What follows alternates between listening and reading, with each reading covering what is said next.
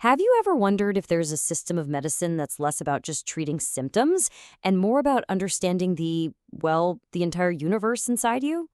We're talking about a 5,000-year-old science of life that sees each of us as completely unique. Today, we are diving deep into the ancient wisdom of Ayurveda, the science of self-healing.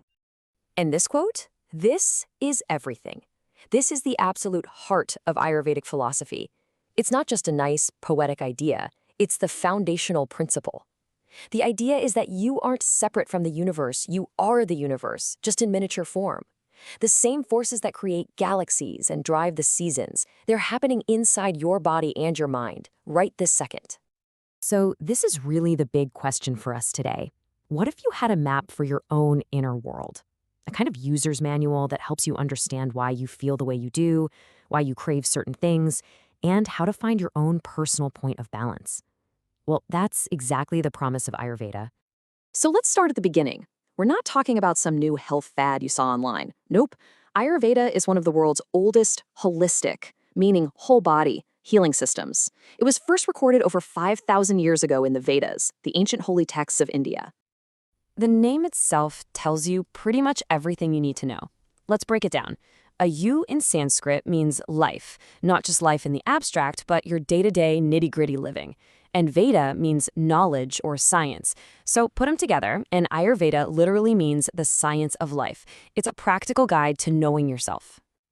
All right, so how does Ayurveda actually map out this inner universe? Well, it all starts with 5 basic building blocks. These are the 5 great elements, or pancha mahabhutas.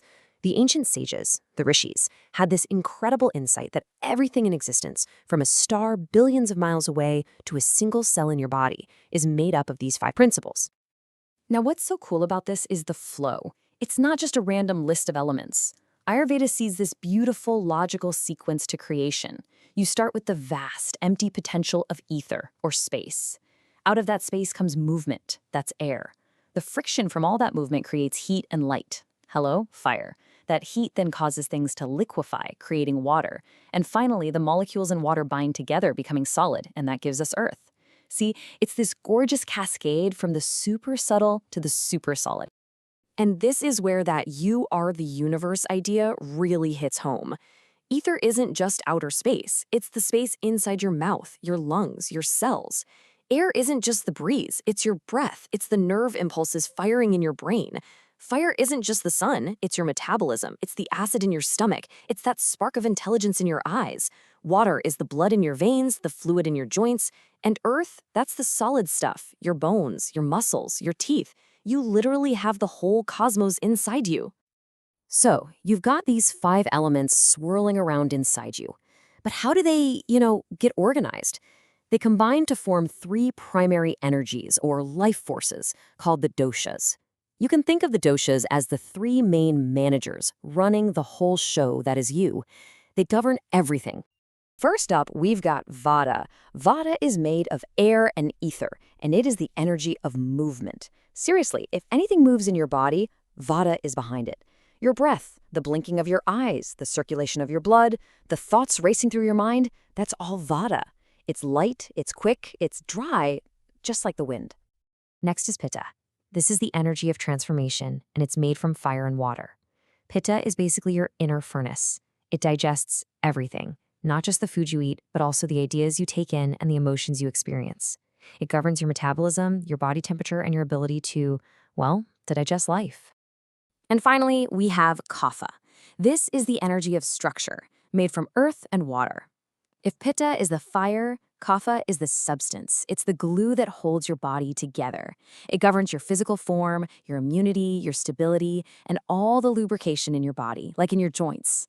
It's that grounding, steady, cohesive force. Okay, so here's the crucial point, probably the most important thing to get. Everyone has all 3 doshas. You have Vata, Pitta, and Kapha working inside you right now. What makes us all different is the ratio. Most of us have 1 or 2 doshas that are more dominant than the others, and that unique mix is what defines our fundamental nature.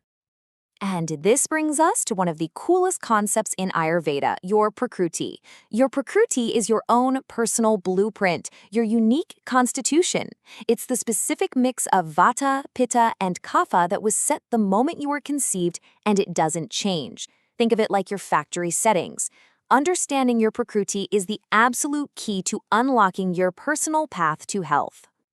All right, so take a look at this chart. As I go through it, just see which column kind of makes you go, oh yeah, that's me. A Vata-dominant person tends to be light and thin with dry skin, and their appetite can be all over the place. Their mind is super quick, always active. A Pitta type, they're often medium build with warm skin, a sharp mind, and a really strong, intense appetite. And a Kapha type usually has a sturdier frame, thick hair, a very calm and steady mind, and slow digestion. And you gotta love these pulse analogies. Vata's pulse is said to feel like a snake slithering. Pitta's jumps like a frog, and Kapha's is slow and graceful, like a swan gliding on water. So, which one is ringing a bell? Now remember, you are a combination of all three, but usually one or two really stand out. Maybe you're a Vata Pitta with a super active mind and a fiery drive, or maybe you're a Kapha Pitta with a calm, steady nature but a really sharp intellect. This isn't about putting yourself in a box. It's just about recognizing your natural tendencies. Okay, so you might have a hunch about your constitution. What now? What's the point? Well, the goal isn't to change your prakriti. That's your unique nature. It's perfect as it is. The goal is to understand it so you know how to keep it in balance. And that is the real secret to health in Ayurveda. Ayurveda has this wonderfully simple way of looking at health and disease. Health is simply when your doshas are in their natural state of order. They're happy, they're balanced. Disease, on the other hand, is disorder. It's what happens when things like diet, lifestyle, or stress knock your doshas out of whack. So healing is just the process of bringing that order back. Simple as that. So how do we bring that order back? This is the practical magic of it all. You consciously choose things with the opposite qualities to bring yourself back into balance. For example, if you're a fiery, intense Pitta type and you're feeling irritable or getting heartburn, what's the antidote? Cooling things like cucumber, mint, and maybe avoiding those super spicy hot wings. If you're an airy, restless Vata person feeling anxious, you need grounding. Think warm, comforting foods like a root vegetable soup and a really predictable daily routine.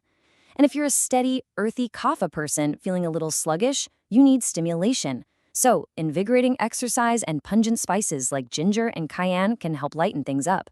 It's not about restriction, it's about smart, personalized self-care. And that's really the fundamental shift that Ayurveda offers. It's more than just an ancient philosophy. It's a living, breathing toolkit for self-awareness. It gives you a language to understand your body's whispers before they turn into screams. So the final question isn't, which type am I? But rather, now that I have a clue about my own unique nature, what's one small choice I can make today to bring myself just a little bit more into balance? Because the power to heal, as Ayurveda teaches us, always starts with you.